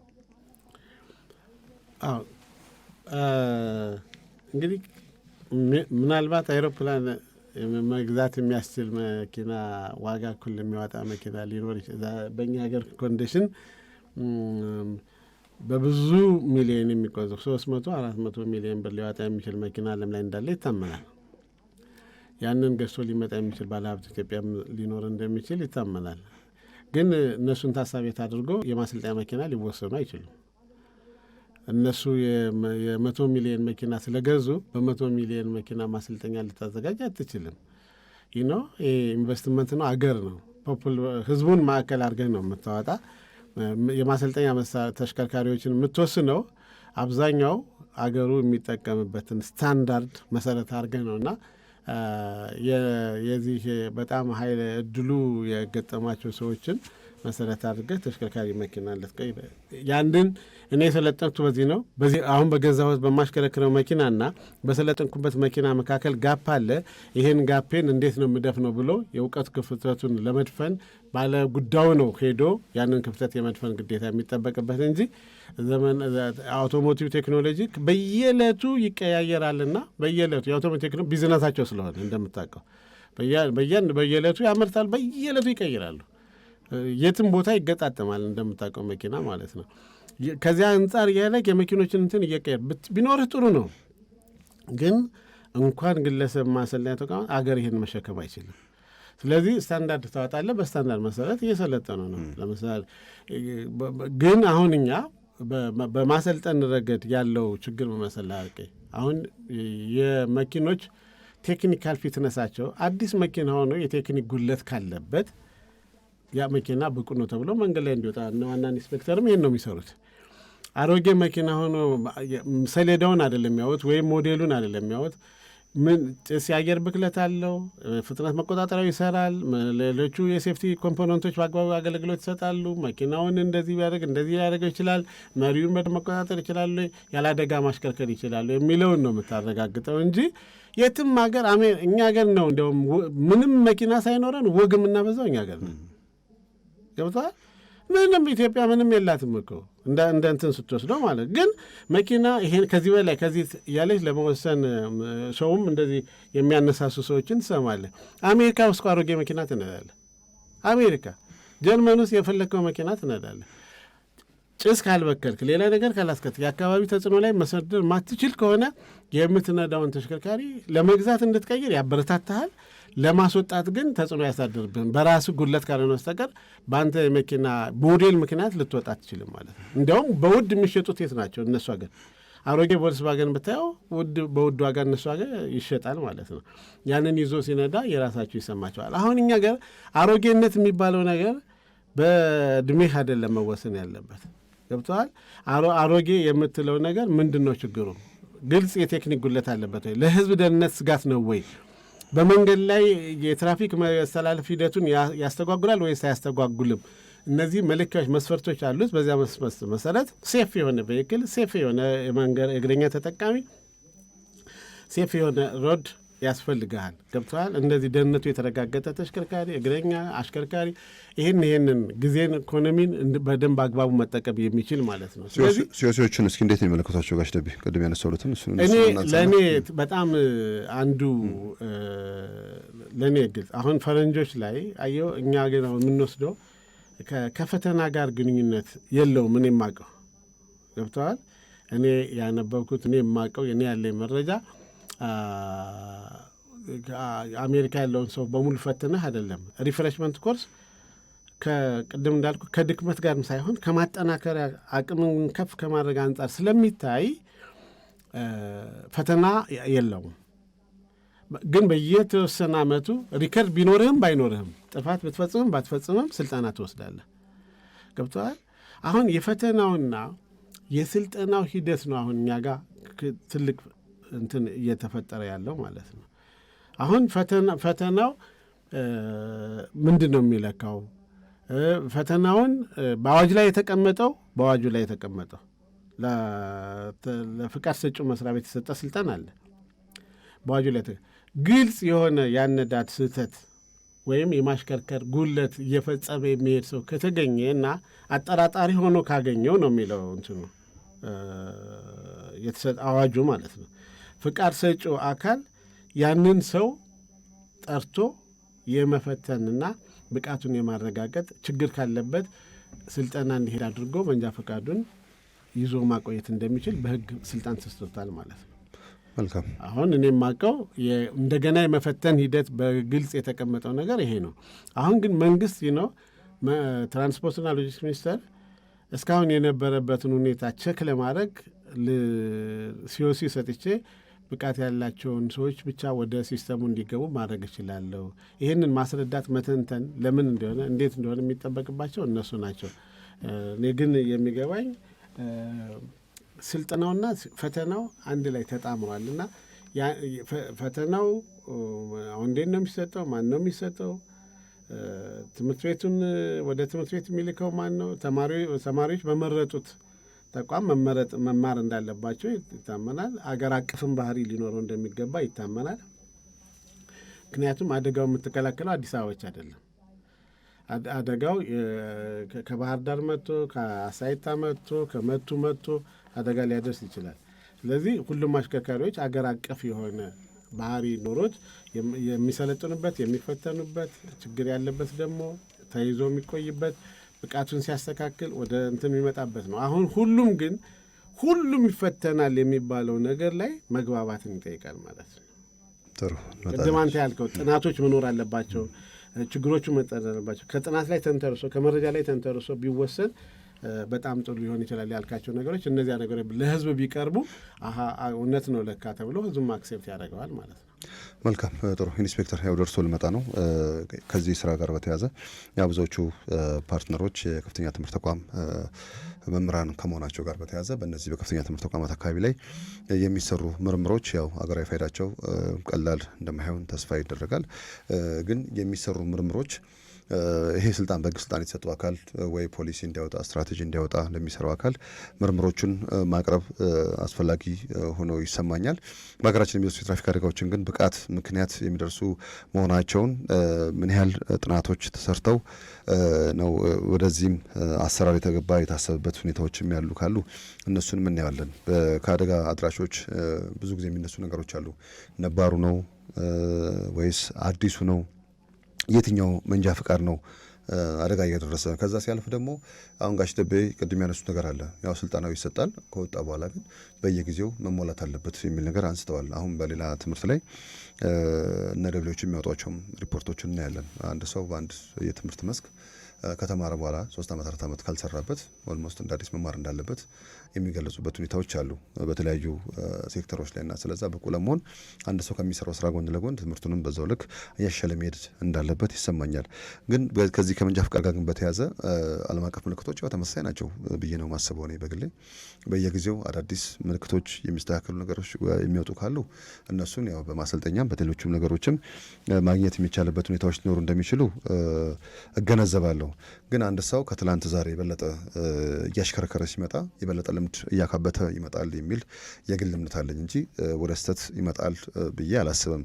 አንዳንዴ ደግሞ ሲነሳ የበለጠ ኮንፊደንሱን ገንብቻለሁ ብሎ ሲያስብ እጅ ሳይዝ በአንዳንድ የምናያቸውም ማህበራዊ ሚዲያዎች ላይ የምናያቸውንም አይነት ስነ ምግባር የጎደላቸው አሽከርካሪዎች የሚጠቀሙት ነገር ሊጠቀሙ የሚችሉበት ሁኔታዎች እንዳሉ እገምታለሁ። ግን ከዛ ጎን ለጎን ውጥነት ያለው ጥናትና ምርምሮች ተሰርተው እንደ ሀገር በቃ በዚህ ምክንያት ነው የዚህን አይነት አሽከርካሪዎች አሁን 28 ሰው የሞተው ትላንትና በህዝብ ትራንስፖርት ላይ ነው። አሁን በህዝብ ትራንስፖርት ላይ እንደዚህ አይነት ስራዎችን መስራት ቢቻል የበለጠ አያውቁትም ሳይሆን ህጉን መቼም አደጋ ብዙ ጊዜ የሚያደርሰው አካል ህጉን የሚያውቅ አካል ነው። አሁን አዲስ አበባ ላይ ታክሲዎች ሁሉንም ሙሉ በሚባል ደረጃ ህጎችን ያውቃሉ። ግን ደግሞ ፋውል ሲሰሩ ደግሞ እናያለን። ስህተት ደግሞ ወደ ስህተት ሲሄዱም የምናይበት ሁኔታዎች አሉ። አንዳንዴ እነዛን የማንቃትና ይሄ የሄድበት መንገድ ልክ እንዳልሆነ የማሳየት ነገሮችን ከተቆጣጣሪውም አካል ከሌላውም አካል የሚደረግ ነገር ነው። ግን ወደ ማሰልጠኛ ይግቡ ሲባል ይህን ያህል ቁጥር ያለው የህዝብ ትራንስፖርት ያለው አሽከርካሪ የደረቅ የጭነት የምናምን ሁሉም በአንድ የሚገቡ ከሆነ እንዴት ነው የሚሆነው? እንዴት ነው ሊገቡ የሚችለው? ያው መሰልጠን አስፈላጊ ነው። አንዳንዴ ማስታወስም ይፈልጋል። መቼም ብዙ ጊዜ ምልክቶች ላይ ሁሉም አሽከርካሪ አንዳንድ የከለከሉ ምልክቶችን ይሄ በዚህ ነው የምረዳው። የማስታወስ ችሎታችንም ከጊዜ ወደ ጊዜ ሰዎች ሊጎዳ ይችላል። እድሜም እየጨመረ ሲመጣ የእይታም መጋረድ አለ። አሁን እኮ ሜዲካል ሰዎች እንዲወስዱ እየተደረገ ነው ያለው አይደል? ከእይታ ጋር ከተለያዩ ነገሮች ጋር በተያያዘ ማለት ነው። ስልጠና አስፈላጊ ቢሆንም ግን በየትኛው አፕሮች በነማ እንዴት አንድ ሰው ከማሰልጠኑ በፊት እኮ አንድ ተቋምም ያለበት ሁኔታ መታወቅ አለበት እኮ። አሁን ብዙ ጊዜ ቅኝት ያደርጋሉ እኮ የእንትና ተቋም ሳምፕል ተወስዶ በተለያዩ አካላት ተጎበኘ ሲባል እንሰማለን ብዙ ጊዜ ማለት ነው። ስለዛ እነማን ተቋማት ናቸው? እነዛ ተቋማት ደግሞ አሁን የሚወጣውን ስልጠና ለመስጠት ራሱ በሶስተኛው ወገን መረጋገጥ አለበት እኮ። አሁን ስታንዳርድ እኮ አለው። አሁን የማሰልጠኛ ተቋማት ስታንዳርድ አለ፣ የቴክኒክ መሪያ ተቋማት ስታንዳርድ አለ፣ በኢትዮጵያ ደረጃዎችን ኢንስቲትዩት የወጣው ማለት ነው። በዛ ስታንዳርድ መሰረት ተደራጅተው ነው ወይስ ድሮ በተማሪዎችን በሚያስተምሩበት መስፈርት ነው ይሄ ስልጠና ራሱ እንዲሰጥ የታሰበው? እና ይሄ ራሱ መታወቅ አለበት። መቀመጥ ያለባቸው ነገሮች አሉ። ቅድም ያነሳሁትም ነገር አለ። ኢንተርናሽናል ማስተማሪያ ተቋማት እየተባሉ ብዙ ተቋማት እንሰማለን። ዜጎች እነዚህን ተቋማት ይመርጣሉ። ይህ መንጃ ፍቃድ ግን ይዞ አንድ ሰው ሌላ ሀገር ላይ ሄዶ አይሰራበትም ወይም አያሽከረክርም። የዛን ሀገር ስልጠና መውሰድ አለበት። ከዚህ ከውጭ ጉዳይም ከምንም አውተንቲኬት ተደርጎ የሚሄድበት ሁኔታዎችም እንዳሉ እንሰማለን። እና ብቁ የሚባለውን ነገር ለመፍጠር ማለት ነው። አሁን አንድ ሰው የሌላ ሀገር መንጃ ፍቃድ ይዞ ቢመጣ ለሚመለከተው አካል አሳውቀው ብቻ ማሽከርከር እንደሚችል ነው እኔ እስካሁን ድረስ ያለኝ መረጃ። በኋላ የምታረሙ ነገር ካለ ማለት ነው። ኢንተርናሽናል መንጃ ፍቃድ ያላቸው ሰዎች አሉ ሲያሽከረክሩ እናያለን የምናውቃቸውም ሰዎች ጭምር ማለት ነው። ሲመስለኝ መንጃ ፍቃዳቸውን አይቀይሩም ወይ እዚህ ሀገር ያለውን ስልጠና እስካሁን ድረስ የወሰደ ሰው የማውቀው የለም። ከውጭ መጥተው ግን ያሽከረክራሉ። የውጭ ሀገር ኢንተርናሽናል መንጃ ፍቃድ ነው ብለው ይዘው መጥተው ማለት ነው።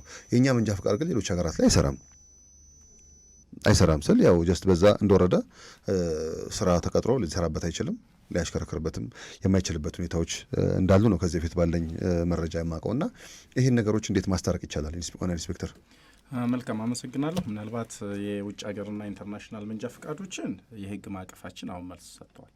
በተለይ አዋጅ ቁጥር 1074/2010 ላይ ማንኛውም ኢንተርናሽናል ወይም የውጭ ሀገር መንጃ ፍቃድ የያዘ አሽከርካሪ ለ45 ቀን በከተማችን ላይ ማሽከርከር እንደሚችል ያስቀምጣል ማለት ነው። ይህን ስንል ግን በያዘው መንጃ ፍቃድ ልክ እንጂ የበለጡ ተሽከርካሪዎችን ወይም ያነሱ ሳይሆን ከኛ ሀገር ጋር ተስማሚነት ያለውን ተሽከርካሪ ማሽከርከር እንደሚችል አዋጁ ያስቀምጣል ማለት ነው። ሰው በዚህ መንገድ ይሄዳል። ከ45 ቀን በኋላ ግን ከሆነ መንጃ ፍቃዱን ወደ እኛ ሀገር መቀየር እንዳለበት የህግ ማዕቀፋችን ያስቀምጣል ማለት ነው። ስለዚህ ይኸው እንግዲህ አሰራር ክፍተት ካለ ይህን እያስተካከሉ መሄድ ነው። የህግ ማዕቀፋችን ግን በዚህ ልክ ያስቀምጣል ማለት ነው። ስለዚህ ለ45 ቀን ማሽከርከር እንደሚችል የህግ ማዕቀፉ ይፈቅዳል ማለት ነው። እንግዲህ ማየትና መመልከት ያለብን በተለይ አሽከርካሪዎች ላይ ስናስብ የአገር ዋልታ ነው የሚለውን ነገር ማንሳት ያስፈልጋል ማለት ነው። በተለይ ኢኮኖሚው ያለ እነሱ ዋጋ የለውም። አጠቃላይ ማህበራዊ እንቅስቃሴዎች ያለ አሽከርካሪና ተሽከርካሪ ምንም አይነት እንቅስቃሴ የለም ብሎ መውሰድ ይቻላል ማለት ነው። ይሄ ማለት እንግዲህ ስንል ትልቅ ኃላፊነት ነው የሚለውን ነገር መውሰድ መጀመሪያ ያስፈልጋል ማለት ነው። እኔ ከምጣኔ ሀብታዊና ከማህበራዊ ባለፈ ግን የማየው ደግሞ ከአደጋው አንጻር ነው ማለት ነው። በተለይ አደጋው እንግዲህ ስናነሳውም እንደነበረው 80% በተለይ አሽከርካሪዎች ኃላፊነት የጎደለበት መንገድ ወይም ቸልተኝነት፣ እንደዚህ ምክንያቶች ብዙ ጥናቶች ያሳያሉ ብለን ቅድም ስንወያይበት ነበር። ጥናቶችም ያሳያሉ እውነት ማለት ነው። ከዛ ባሻገር ደግሞ የተሽከርካሪ ቴክኒክ ጉዳይ፣ የመንገድ ጉዳይ ልናነሳ እንችላለን ማለት ነው። እንግዲህ ምናልባት ለመንደርደሪያም እንዲሆነኝ የተሽከርካሪ ቴክኒክ ጉድለትን ማንሳት እንችላለን ማለት ነው። ምክንያት ስለሚሆን ማለት ነው። መጣለው አሽከርካሪው ጋር ቴክኒክ ሌላ መድረክ ስላለው እሱ ላይ እናነሳለን። ምን ለማለት ፈልጌ ነው፣ በአመት አንድ ጊዜ ማድረግ እንዳለበት ሁሉ አሽከርካሪዎቻችንም የአቅም ግንባታ ስልጠና አይደለም በ20 ዓመት በ30 ዓመት በየአመቱ ቢደረግላቸው የተሻለ ውጤት እናመጣለን የሚል አመለካከት ስላለኝ ነው። ምናልባት እንግዲህ ወጥ የሆነ አገራዊ የሆነ የአሽከርካሪ ሁነቶች እንዲኖሩ ከማድረግ አንጻር በተለይ ሀገራዊ ስልጠና መሰጠቱ ጠቀሜታ ይኖረዋል የሚለውን ነገር መውሰድ አለብን ማለት ነው።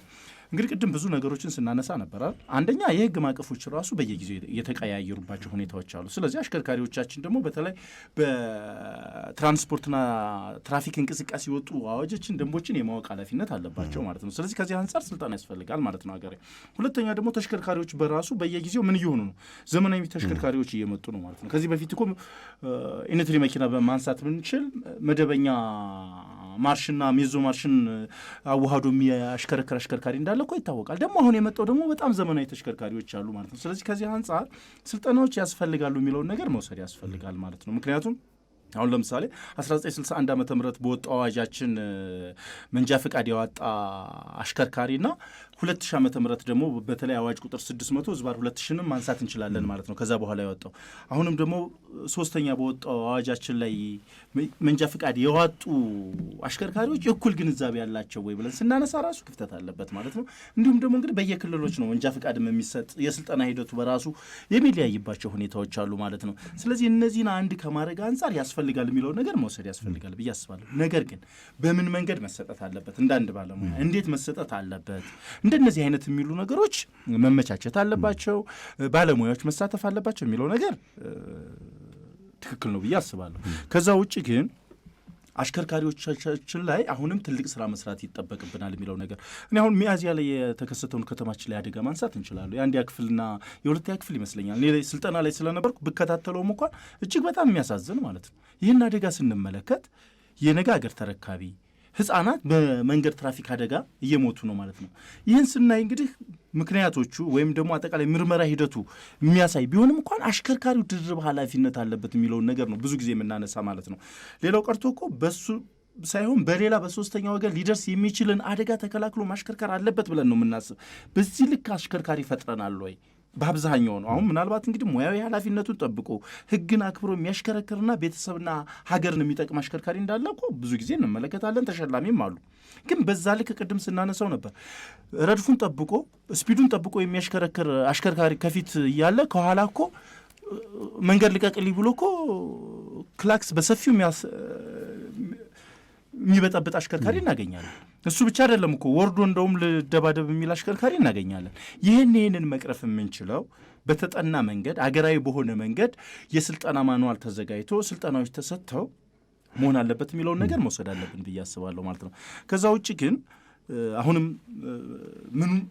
ምኑን መዘጋጀት አለበት የሚለውን ነገር ስናይ በተለይ አሰራሩ ላይ ወይም ደግሞ ስልጠና አካሄዱ ላይ መመልከት አለብን ብዬ አስባለሁ። እውነት ለመናገር አሁንም አሽከርካሪ ላይ ብቻ ማንሳትም አልፈልግም። የአሽከርካሪ ማሰልጠኛ ትምህርት ቤቶች በዛ ልክ ዝግጁ ናቸው ወይ የሚለውን ነገር ማንሳት ያስፈልጋል ብዬ አስባለሁ። ምናልባት እንግዲህ ቅድም ሲነሱ የነበሩት 94 አካባቢ ከተማችን ላይ ያለ አይደል? አሁን 94ቱም ታሳቢ አድርጎ እየሰራ ያለው እውነት የመንገድ ትራፊክ አደጋን ለመከላከል በትክክለኛ መንገድ የንድፈ ሀሳብና የተግባር ስልጠናዎች ይሰጣሉ ወይ የሚለውን ነገር ማንሳት ያስፈልጋል። አሁን ይህን ልክ ቅድም ሳነሳው እንደነበረው ሙያዊ ኃላፊነቱን ሕግን አክብሮ የሚያሽከረክር አሽከርካሪ እንዳለ ሁሉ የሕግ ማዕቀፉን አጠቃላይ ተጠቅሞ ስልጠናዎችን የሚሰጡ ተቋማት እንዳሉ ሂደን የጎበኘንበት ወይም የተመለከትንባቸው ሁኔታዎች አሉ። እኛም ሂደን ድጋፍ የምንሰጥባቸው ቦታዎች አሉ። ግን በዛው ልክ ደግሞ ክፍተቶች የሉም ወይ? አሁን እየቀረ የመጣባቸው ሁኔታዎች አሉ እኮ እንጂ መንጃ ፍቃድ ቤት ድረስ ይመጣል የሚባሉ እኮ የሚቀርቡ ሀሳቦች አሉ አይደል? አይ አሁንም እኮ ቅድም እንዳነሳ ነው አሁንም ከዚህ ችግር ጋር ያሉ ማሰልጠኛ ተቋማትን ይዘን አሁንም ስልጠናው ይሰጥ ተብሎ ሲታሰብ አሁንም ከዚህ ችግር ጋር ከገንዘብ ከማግኘትና ተቋማትን ከማደራጀት በዘለለ ፋይዳው ብዙ ስላልታየን ነው እኛ ራሱ ዛሬ ለማንሳት የፈለግነው ፕሮግራሙን። ለምን ተቋማት ወይ በአግባቡ መደራጀት አለባቸው። የእርሶን ስጋት እኛም ሼር እናደርገዋለን። ተቋማት ስቲል ነው አዲስ አበባም ጨምሮ መንጃ ፈቃድ አሁንም ዝምር ለዜጎች ትምህርት ቤት ሳይገቡ ወይ ክፍል ውስጥ ሳይገኙ በስማቸው ነው ይመዘገባል። ከዛ በኋላ እዛ ፕሮሰስ እያደረገ መጥቶ መጨረሻ ላይ መንጃ ፈቃድ ይወስዳል። እስከ 50 ሺህ ብር እስከ 40 ሺህ ብር ድረስ ዛሬም በተለያዩ ቦታዎች ላይ መንጃ ፈቃድ ሰዎች አውጥተው እናያለን።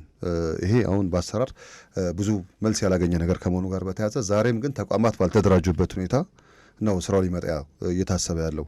ያም የተፈራረመው አካል ወደ ሌሎችም ወደ 94ቱም ይሄ ስራ ሲመጣ ተቋማቱ ከትላንትናው አቅማቸው ላይ ምን ፕላስ አድርገው ነው ይሄ ራሱ ዳግም ስልጠና እንዲሰጡ የተፈቀደበትም ምክንያት የሚለውም ነገር በዛው ጎን ለጎን መታየት ስላለበት ነው። መልካም እንግዲህ አሁንም የህግ ማዕቀፉን ማንሳት እንችላለን።